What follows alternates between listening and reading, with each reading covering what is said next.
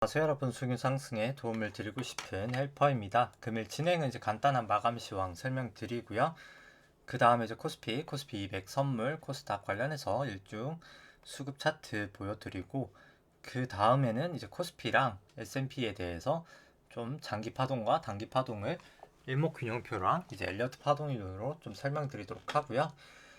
그 다음에 이제 코스피 안에 있는 내재 변동성인 이제 V 코스피 설명드리고, 그 다음에 뭐 이제 달러 인덱스나 달러 원, 그리고 이제 뭐 WTI, 뭐 금, 그리고 이제 우리나라 국고채 10년, 그리고 이제 미국채 10년 금리 추이들 좀 보여드리도록 하고요. 그 다음에 이제 개인적으로 이제 보유하고 있는 주식 키스코 홀딩스 간단하게 설명드리고, 그 다음에는 이제 매수 추천 전에 올려드렸었던, 지금은 이제 보유하고 있지 않지만 제일제당이나 뭐 효성화학이나 그 다음에 이제 LG전자 좀 종목 설명드리도록 하고요.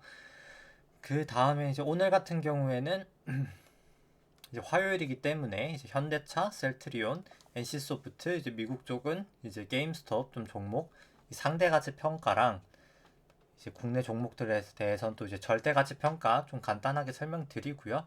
뭐 그 다음엔 또 차트들도 좀 보여드리도록 간단하게 뭐 현대차, 셀트리온, NC소프트, 게임스탑 차트도 좀 살펴보도록 하겠습니다.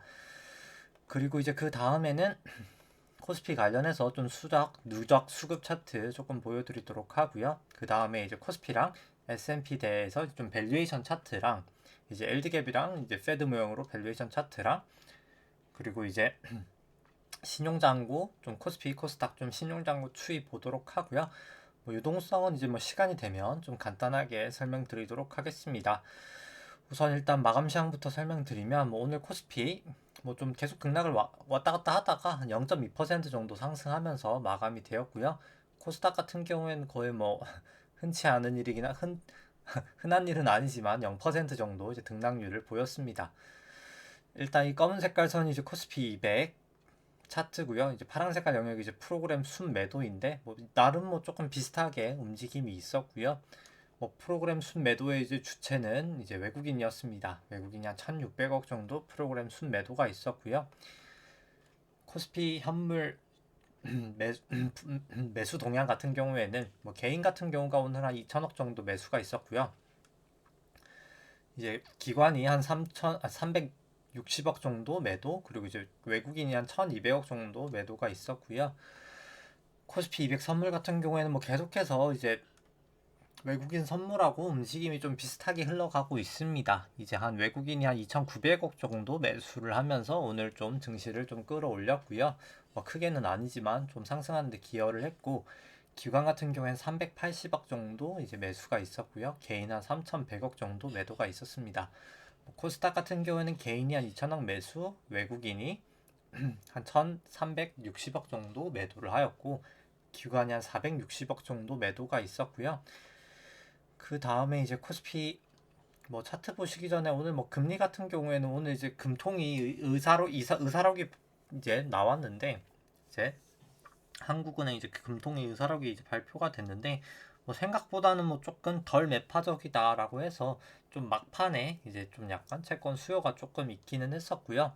근데 뭐 그럼에도 불구하고 뭐 장기금리 쪽은 뭐 조금 이제 보시면, 뭐 그냥 금리를 한번 보시면 장기금리는 뭐 약간 좀 오늘 좀 빠졌고요. 뭐 단기 금리 이제 뭐 그럼에도 불구하고 좀 소폭 상승은 하였습니다.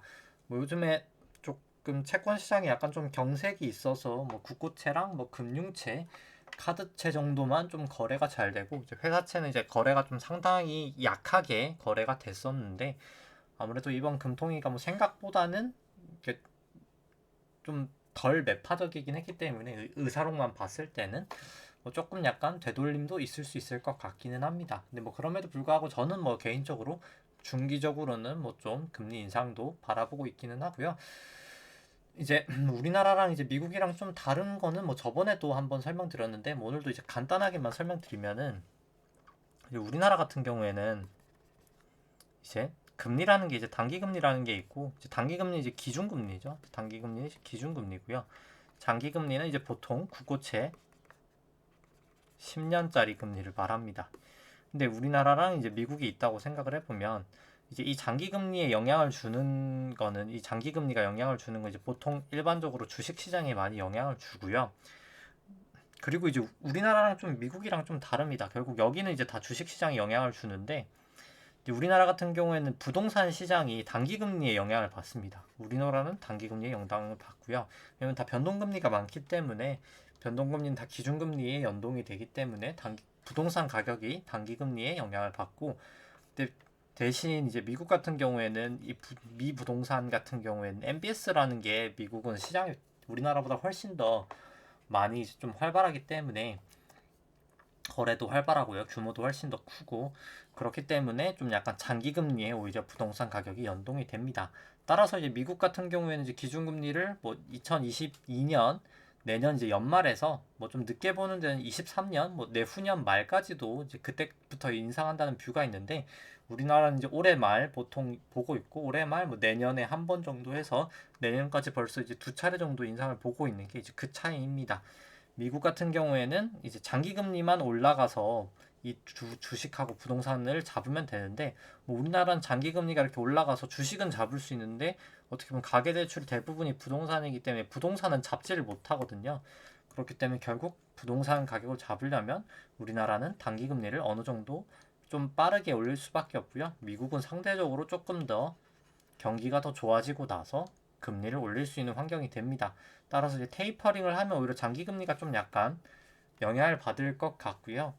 그 영향을 받으면서 이제 주식이나 부동산에 이제 미국 같은 경우는 조금 소폭 영향을 좀 줬다가 그 다음에 이제 좀 이건 뭐 나중에 유동성 영상에 이제 보시는 게 더 나을 것 같은데 전에 찍었던 유동성 영상을 좀 보시는 게 나을 것 같은데 뭐 아무튼 이제 그렇기 때문에 좀 약간 미국은 좀 늦게 올리고 우리나라가 좀 빨리 올리는 게 뭐 이런 영향이 좀 있다라고 알고 계시면 뭐 좋을 것 같습니다. 일단 뭐 결국 내년 초든 올해 연말이든 아니면 두 번 다든 뭐 우리나라는 일단 뭐 늦어도 내년 초 정도에는 일단 기준금리 인상이 되는 건 뭐 거의 확실한 상황이고요.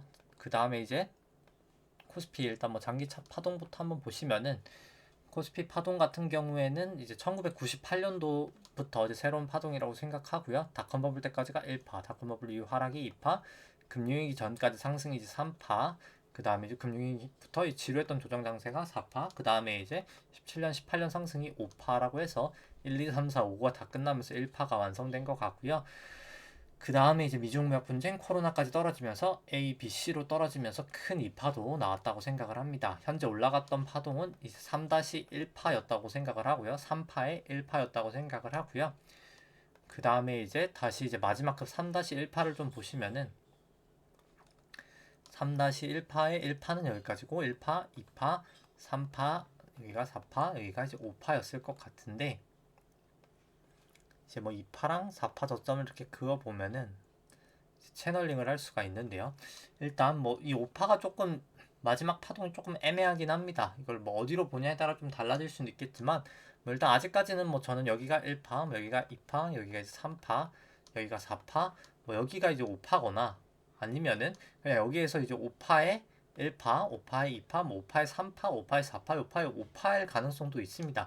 뭐 둘 다 가능은 할 것 같은데 일단 뭐 저는 이제 조금 더 올라갈 수도 있다고는 보는데 이제 이 전고점까지 그냥 넘어버려서 뭐 더 갈 수도 있다고는 생각을 하는데 더 갈 수는 있다고 생각하는데 더 가는 그 정도 수준이 아마도 이제 거의 뭐 고점 수준이지 않을까라고는 보고 있습니다. 좀 분봉으로 조금 이따 설명을 또 하고요. 그 다음에 이제 일목균형표 먼저 보시면은 일단 뭐 주가가 전환선 기준선 다 위에 있고 뭐 9일, 26일 후행스팬 뭐 다 호전돼 있기 때문에 뭐 사실 추세선상으로는 뭐 딱히 지금 여전히 이제 뭐 하락을 말할 근거는 없긴 합니다. 일단 뭐 추세선상으로는 뭐 여전히 일단 상승 추세고요. 그리고 이제 26일 간격이 여기가 이제 코스피 200으로는 여기가 최고점이거든요.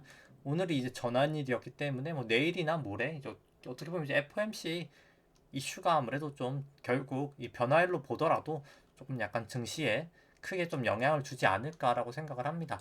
그리고 이제 어제 똑같이 얘기를 했었지만은 이제 변화일이라는 게 이제 대등 수치가 있고 이게 기본 수치가 있는데 지금 딱 정확하게 지금 대등 수치 딱 33주 맞춰놨고 이제 여기서부터 여기 고점까지 22주 이 고점부터 이날까지 22주 딱 33주 대등 수치 22주 대등 수치, 그리고 33주는 일목균형표에 있는 기본 수치이기도 하거든요. 그렇기 때문에 뭐 아무래도 좀 이번 주에 뭐 이게 변화일 다음 날 이제 움직이는 건데, 이번 주에 저는 좀 변동이 위든 아래든 좀 크지 않을까라고는 생각을 하고 있습니다. 볼린저 밴드도 이렇게 모여 있는 걸 봤을 때 결국 좀 움직임이 위든 아래든 좀 클 것 같고요. 그 다음에 이제 코스피 분봉 한번 보시면은, 이제 코스피 200은 사실 이 전고점을 여기 이 고점을 못 넘었고요. 이제 코스피는 넘어서 뭐 사실 조금 애매하긴 한데요. 뭐 일단 개인적으로 저는 이제 여기까지가 원래 5파 고점이었다고 생각을 하고, 여기가 이제 1, 2, 3, 4, 5로 빠지고 여기가 이제 AA 2파로 보고는 있습니다. 일단 뭐 아직까지도 뭐 그렇게 보고 있기는 하고요. 왜냐면 여기가 저는 계속해서 일단 이게 상승 파동이라 하기에는 이렇게 겹치는 파동이 나올 수가 없어서 좀 아직까지는 이제 그 가능성을 높게 보고 있는데, 뭐 설사 그냥 여기가 이제 겹치는 쐐기 파동이라 하더라도 뭐 1, 2, 3, 4, 5 정도로 아마도 이제 파동이 이제 끝나지 않을까, 뭐 전고점을 좀 더 넘은 상태에서 머지않아 파동은 좀 끝나지 않을까라고는 보고 있습니다. 일단 뭐 결국 이제 파동하고 지금 일목균형표 추세랑 약간 좀 다른 상황인데요. 뭐 이럴 때는 뭐 어느 한쪽을 믿고 뭐 대응하는 것도 뭐 방법이고요. 뭐 그냥 가장 안전하게 하면은 뭐 추세선이랑 파동이 같은 때 얘기를 할 때 하는 게 뭐 더 안전하긴 할 것 같습니다. 뭐 이거는 뭐 개인의 사실 리스크 성향에 따라서 다르기 때문에, 뭐 일목균형표로만 한다고 하면은 뭐 전환선 깨지고 뭐 기준선 깨지면 뭐 매도를 하겠다, 뭐 이렇게 해도 충분히 좋은 결과가 나오지 않을까라고 생각은 하고요. 그 다음에 이제 미국 쪽 보시면은, 뭐 미국 쪽 장기 파동 같은 경우에는 이제 미국 쪽은 2008년도 금융위기 저점인 이제 2009년도 바닥이 새로운 파동의 시작이라고 생각하고요. 여기까지가 1파, 여기가 2파, 여기가 3회, 3회, 3회, 3회, 3에서 3회로 3파, 여기가 이제 삼각형으로 4파, 여기가 이제 5파를 진행 중이라고 생각을 하고요. 이제 2파랑 4파 저점을 그어서 이렇게 3파 고점에다가 올려놓으면 채널링을 할 수 있는데, 뭐 이렇게 이 채널 상으로도 뭐 고점하고 고점을 닿은 걸 봤을 때도 채널은 유효한 것 같고요. 이제 이 파동이 이렇게 채널을 깨고 나면 조금 더 급격하게 하락을 하지 않을까라고 생각을 하고 있고요. 그 다음에 일봉으로 좀 보시면은,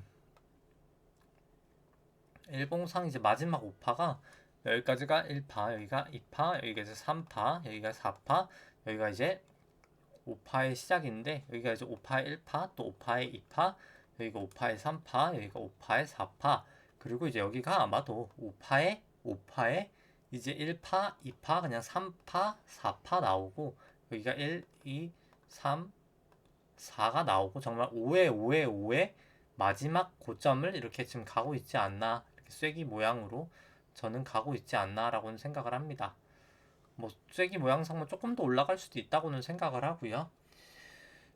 그 다음에 이제 먼저 이제 보시기 전에 일목균형표로 봤을 때는 뭐 주가가 전환선 기준선 위에 있고 뭐 9일 26일 홍익스팬 뭐 다 호전돼 있기 때문에 뭐 추세선 상으로도 이제 미국도 뭐 크게 문제가 없는 상황이고요. 뭐 다만 근데 저는 파동상으로 이제 거의 다 오지 않았나라고는 계속해서 생각을 하고 있습니다. 이제 여기가 그냥 쐐기 패턴으로, 이제 쐐기 같은 경우에 이제 원래는 1, 2, 3, 4, 5면은 이제 1파랑 4파가 이제 겹치면 안 되는데, 쐐기 타임만 이제 유일하게 겹칠 수가 있는데요. 여기까지가 뭐 1파, 여기가 2파, 여기가 이제 3파, 여기가 4파, 여기가 이제 5파의 어딘가를 지금 가고 있지 않을까라고 생각을 합니다. 뭐 쐐기 같은 경우에 좀 그리기가 사실 좀 어렵긴 한데, 이제 채널링이라는 게 뭐 곧 이 쐐기가 뭐 끝이 나게 되면은 뭐 그때 조금 뭐 1, 2, 3, 4, 뭐 이렇게 5가 뭐 닿던 뭐 좀 더 갈 수도 있겠네요. 뭐 여기 이렇게 갔다가 이제 내려가면 뭐 그때 좀 하락하지 않을까라고는 생각을 하고 있습니다. 뭐 거의 타이밍이 FOMC 정도 되지 않을까. 뭐 거의 뭐 빠르면 이제 오늘일 것 같고요. 뭐 근데 오늘보다도 아무래도 내일 정도지 않을까, 내일 저녁 정도지 않을까라고 생각을 합니다. 실제로 이제 그 정도일 것 같고요. 뭐 나스닥도 이제 뭐 사실 나스닥 100 같은 경우에도 이제 전고점을 넘었습니다. 차라리 그냥 전고점을 넘는 게 제가 더 깔끔할 것 같다고 이제 어제 했었는데, 그냥 넘었고요. 이렇게 넘어갔기 때문에 뭐 똑같이 이거 같은 경우에도 나스닥도 그냥 1, 2, 3, 4, 5로 보는 게 가장 좋지 않을까라고, 가장 좀 맞는 확률이 전 높지 않나. 이제 마지막이 5도 쐐기고 여기도 이제 쐐기고 그 모양이 좀 되고 있지 않나라고 생각은 하고요. 뭐 비트코인 같은 경우에는 그냥 뭐 제가 비트코인 같은 경우 다른 것만큼 자세히 보진 않지만 여기가 그냥 1, 2, 3, 4, 5의 지금 모습을 가고 이게 A가 5파로 움직였던 아니면 그냥 1파던 한 번 더 올라가고 나서 그 다음에 일단 한 번 더 하락은 좀 남아있지 않을까라고 생각은 합니다. 그 다음에 이제 코스피 안에 있는 내재 변동성 V코스피 같은 경우는 오늘도 뭐 소폭 하락을 하였고요. 뭐 0.9% 14 정도인데 뭐 14 정도면 뭐 거의 사실 바닥 수준이라고는 생각을 합니다. 실제로 뭐 과거치로도 14 정도면은 뭐 그렇게 높은 수치는 아니고요. 뭐 엄청 최저점까지는 아니지만은 높은 수준은 아니기 때문에 뭐 지금 증시 레벨을 고려해 봤을 때는 뭐 저는 뭐 이제 거의 다 오지 않았나라고는 개인적으로 이제 생각은 하고 있습니다. 그 다음에 이제 뭐 달러 인덱스 같은 경우에는 뭐 소폭씩 상승을 하고 있고요. 일단 뭐 전환선 기준선 다 상회하고 있고 일단 뭐 아직 구름대만 넘지 못해서 이 구름대 이제 돌파를 하냐 마냐가 일단 관건일 것 같습니다. 이 구름대 일단 하단부터 이제 넘기냐 마냐가 관건일 것 같고요. 뭐 달러원 같은 경우는 이제 딱 구름대 하단에 일단 지금 막혀 있는데 뭐 이제 여기를 돌파할지 말지가 일단 또 관건일 것 같습니다. 뭐 개인적으로는 전 뭐 좀 중기적으로는 사실 넘어갈 것 같고요. 이제 뭐 테이퍼링 이슈 때문에 아무래도 좀 달러가 좀 더 강해지진 않을까라고는 보고 있습니다. 그 다음에 이제 뭐 WTI 같은 경우에는 뭐 크게 움직임은 없지만 일단 뭐 여전히 추세상으로는 큰 문제가 없어서 뭐 그냥 추세상으로는 그냥 올라간다고 보는 게 더 맞을 것 같고요. 금 선물 같은 경우엔 제가 어제도 말씀드렸지만 아마 좀 단기적으로는 저는 하락할 가능성이 좀 있지 않을까라고는 보고 있습니다. 왜냐면 금이 이제 실질 금리랑 사실 연동이 되는데 볼린저 밴드도 상당히 모여 있고요. 뭐 저는 사실 실질 금리가 이제 좀 칠 거라고 봐서 좀 중단기적으로는 실질 금리가 쳤을 땐 조금 조정을 받고 이제 진짜 어떻게 보면 좀 좋은 매수 타이밍은 제가 봤을 때 한 6개월 뒤 정도 나오지 않을까. 실질 금리 때문에 이 금이 좀 빠지고 나서 사는 게 뭐 가장 좋은 선택이 될 것 같기는 하고요. 뭐 저 같은 경우에는 뭐 그냥 중기적으로 뭐 사실 인플레이션 해지용으로 뭐 매수를 해놓는 상황이지만 그냥 트레이딩 관점에서 봤을 때는 충분히 좀 내려갈 수 있는 확률이 더 높지 않나라고는 생각을 합니다. 그 다음에 이제 금이 아니라 이제 우리나라 국고채 10년 같은 경우에는 일단 뭐 구름대 이제 하단까지, 구름대 이제 상단을 조금 약간 뚫린 상황이고요. 뭐 전환선 기준선도 좀 역전이 돼 있는 상황입니다. 일단 뭐 구름대 이제 하회를 할지 말지가 일단 관건일 것 같고요. 일단 뭐 조금 이제 조금 어떻게 보면 이제 하락 추세가 좀 시작되고 있는 모양이지 않나라고 생각을 하는데 이 구름대 부분에서 뭐 반등할지 말지가 뭐 제일 관건일 것 같습니다. 그 다음에 이제 미국채 10년 같은 경우 이제 구름대까지 돌파를 해버렸고요. 근데 여기서 좀 반등은 하고 있는데 뭐 전환선 기준선에서 막힐지 일단 뭐 넘어갈지 뭐 조금 그것을 봐야 되지 않을까라고 생각을 합니다. 뭐 중기적으로는 사실 저는 금리는 뭐 최소 2.5까지는 올라간다고 생각하고요. 특히 미국 금리 같은 경우에는 근데 일단 뭐 테이퍼링을 결국 해야 갈 수 있는데 뭐 일단 뭐 결국 단기적으로 뭐 이제 테이퍼링이 뭐 빠르면 올해 연말 정도 이제 시작할 것 같아서 뭐 늦어도 내년 초일 것 같은데 뭐 좀 그때 늦어도 이제 그때는 좀 약간 금리가 좀 튀지 않을까라고는 생각하고 있습니다. 그 다음에 뭐 이제 키스코홀딩스 같은 경우 오늘 뭐 크게 상승을 하였고요. 아 그리고 이제 리포트를 제가 하나 네, 띄워야 되는데 깜빡하고 안 띄웠는데 좀 띄워드리도록 하겠습니다. 일단 뭐 차트부터 보시면은 잠시만요. 네.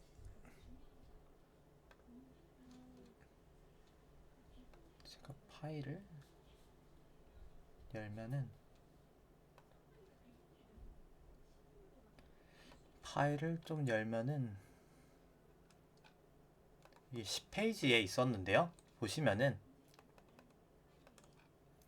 이제 차트보다 뭐 이거부터 먼저 보시면은 이제 키움증권에서 이거 작성한 이제 리포트인데요. 이제 철근 가격하고 사실 고철이 이제 철근 만드는 이제 원재료라고 생각하시면 됩니다. 이제 철근 가격하고 이제 철근 고철 가격의 차이가 어떻게 보면 마진인데요. 이제 이게 롤 마진이라고 하는데 이 롤 마진 자체가 지금 철근 가격이 워낙 많이 높아지다 보니까 지금 거의 한 130만 원 정도 되고 있거든요. 워낙 높아지다 보니까 지금 마진 자체도 엄청 높아졌습니다. 그렇기 때문에 이 영향으로 조금 증시가 아니라 이제 주가가 더 높아지지 않을까라고 일단 뭐 가능하고 왜냐면 실적이 잘 나올 것 같기 때문에 조금 실적이 좀 매우 잘 나올 것 같다는 이제 그런 리포트였었고요.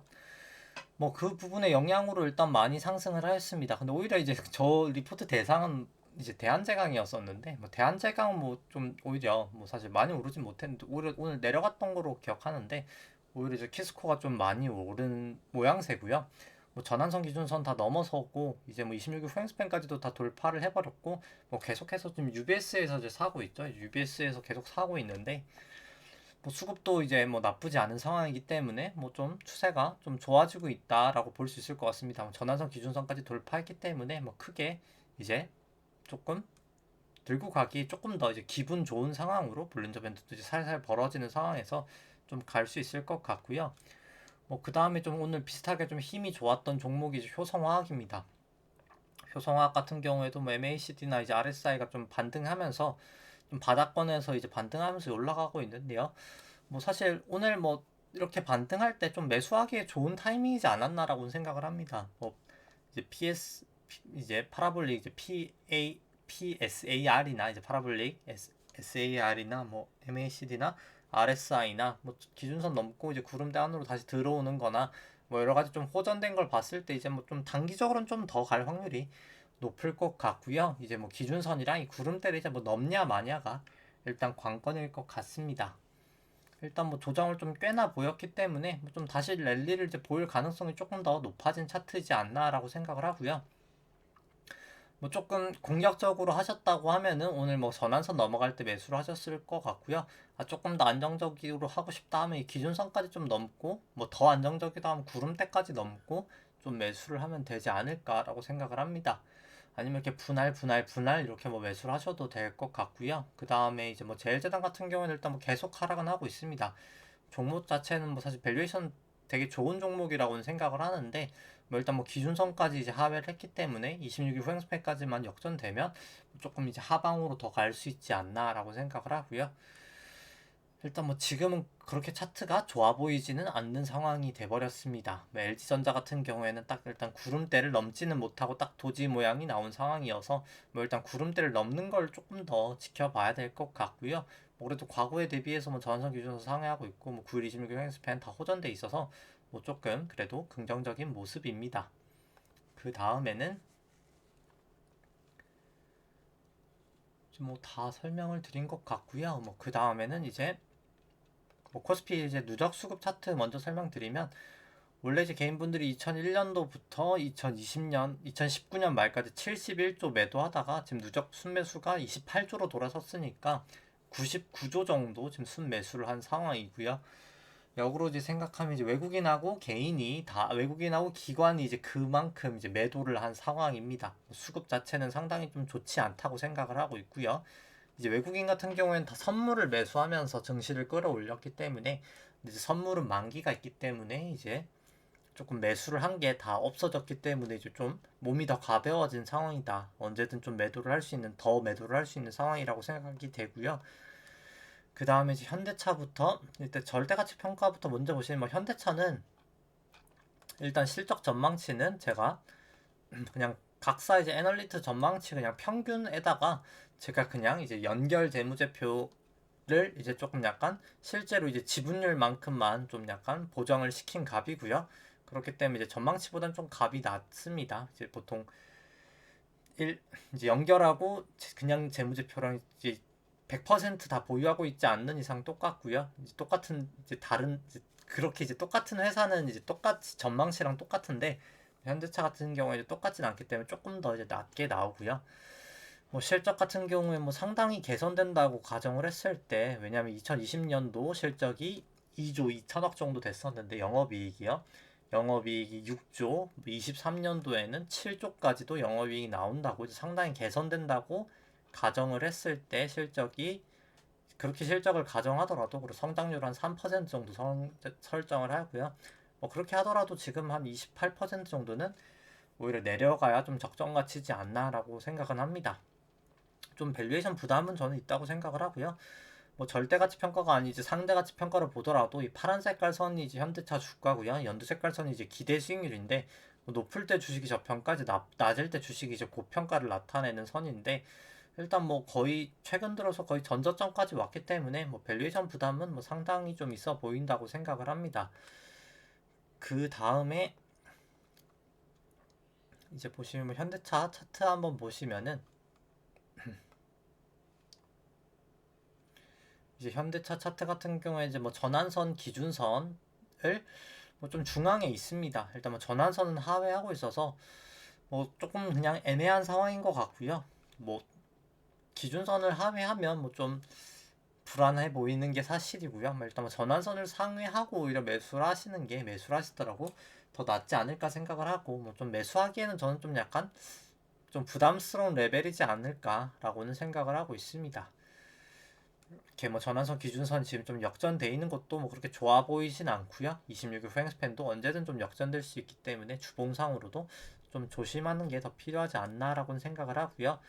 뭐 셀트리온 같은 경우에는 실적 전망치를 뭐 상당히 이것도 그냥 애널리스트 전망치로 높게 잡았습니다. 2020년도 영업이익이 한 6천 거의 한 7천억 정도 되는데 2023년도에 1조 4천억 거의 뭐 영업이익이 2배가 된다라고 가정을 했을 때 계산을 했을 때 실적으로도 마이너스 한 43% 정도 나오기 때문에 뭐 저는 밸류에이션 부담은 지금은 뭐 상당히 좀 있다고 생각을 하고요. 뭐 다만 이제 상대 가치 평가로 했을 때는 뭐 셀트리온 같은 경우에는 ROE가 좀 높은 종목이어서 조금 그냥 뭐 지금 주가가 뭐 비싸지도 않고 싸지도 않은 주가라고 나옵니다.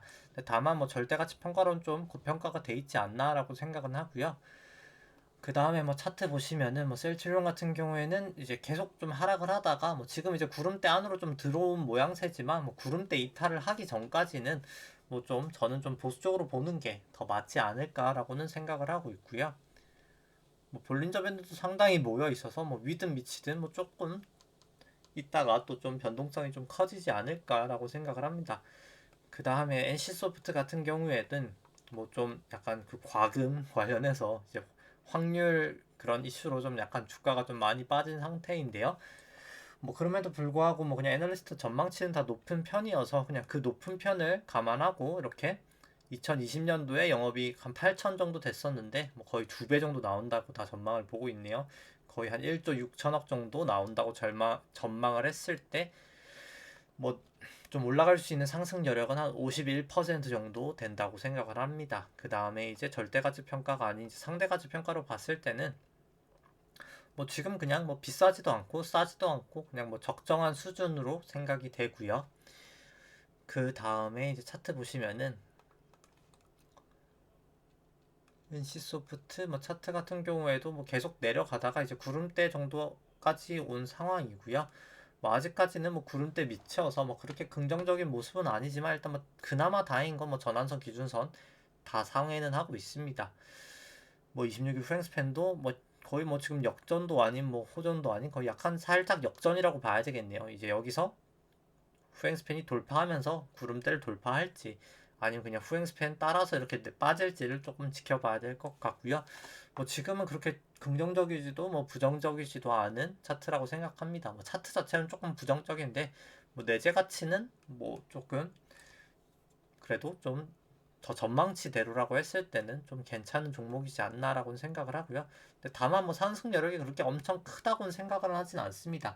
보통 이제 이 전망치를 계산하더라도 뭐 거의 오차 범위가 한 플러스 마이너스 10% 30% 수준이라고 생각하면 뭐 그렇게 상승력이 엄청 높지는 않다고 생각을 하고요.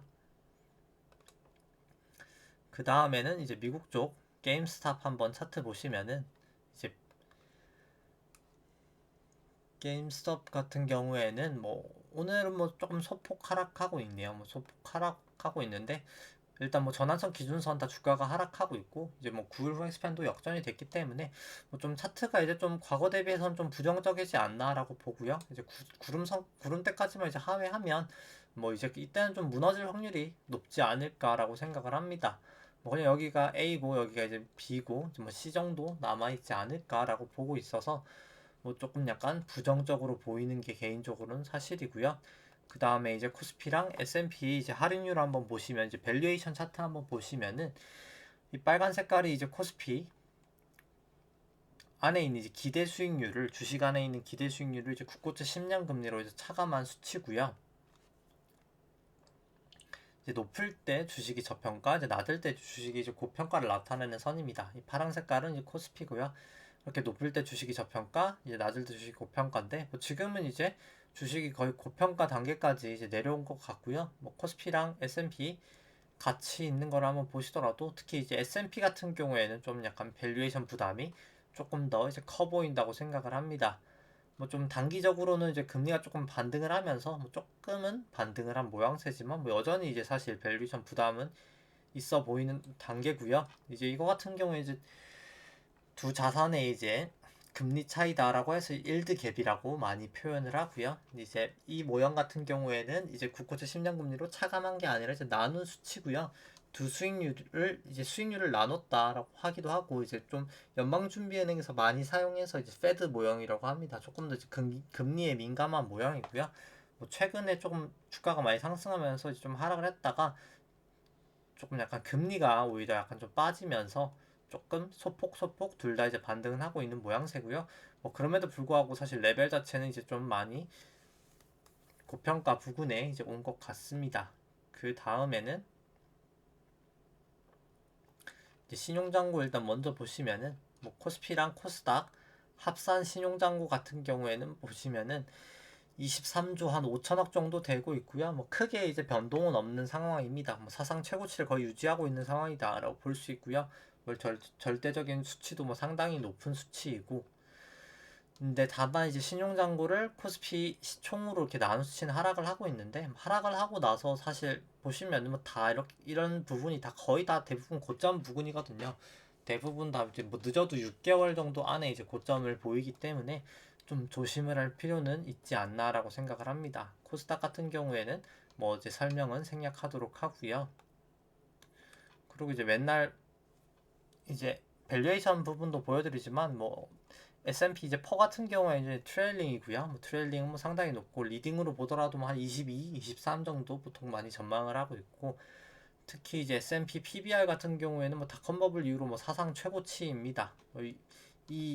이유가 뭐 사실 매번 똑같은 말이지만은 닷컴 버블 때나 2008년도 때나 이제 금융위기 때나 보시면 다 상업은행 예대율이 다 100%였었거든요. 100%였기 때문에 보시면 다 실물로 이제 돈이 많이 흘러가서 이제 경기가 좋아지면서 좀 증시가 올라갔던 장이었는데, 이번에는 뭐 사실 다 돈이 예금으로만 이렇게 들어가 있어서 이 보라 색깔이 예금인데 예대율이 60.5%밖에 안 되거든요. 이제 그럼에도 불구하고 증시가 이렇게 올랐었던 이유가, 가장 큰 이유가 이제 실질 금리가 낮아진 게 이제 원인이고요.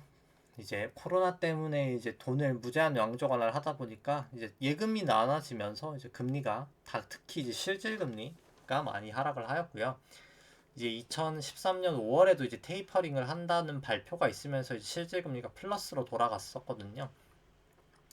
근데 지금의 이제 증시의 상승은 실질 금리 때문이고, 과거에는 이제 밸류에이션 부담 자체가 사실 낮았었거든요. 2013년 보시면은 뭐 PBR이 상당히 낮은 수편이었습니다.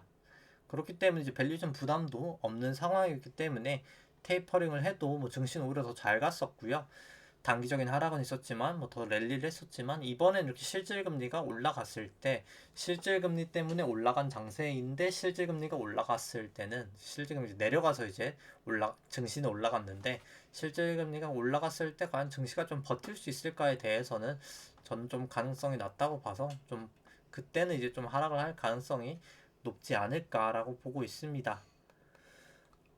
뭐 따라서 전반적으로 뭐 추세만 봤을 때는 뭐 굳이 지금 뭐 액션을 할 필요는 없겠지만, 일단 뭐 파동으로 봤을 땐 저는 뭐 조금 이제 거의 다 오지 않았나라고는 계속 생각은 하고 있고요. 뭐 조금 더 상승을 해서 이 전고점을 넘을 수 있는 가능성이 있을 것 같은데, 뭐 넘고 나면 뭐 오히려 더 그땐 좀 더 조심을 해야 되는 상황이지 않을까 생각을 합니다. 뭐 아까도 이제 했던 이야기지만 결국 그냥 추세대로 할지, 아니면 추세랑 파동이 같은 방향으로 둘 다 이제 하방을 볼 때 대응을 할지, 아니면 그냥 이제 파동으로 좀 선대응을 할지를 세 개 중에서 하나 이제 선택하시면 될 것 같고요. 이제 그 부분은 이제 개인의 이제 판단이겠지만은, 이제 좋은 기준을 통해서 좀 잘 객관적으로 판단하시기를 이제 기원하도록 하겠습니다. 네, 오늘 방송은 여기까지 하도록 하겠습니다. 네, 좋아요와 구독 누르시면 감사하겠습니다. 이상입니다.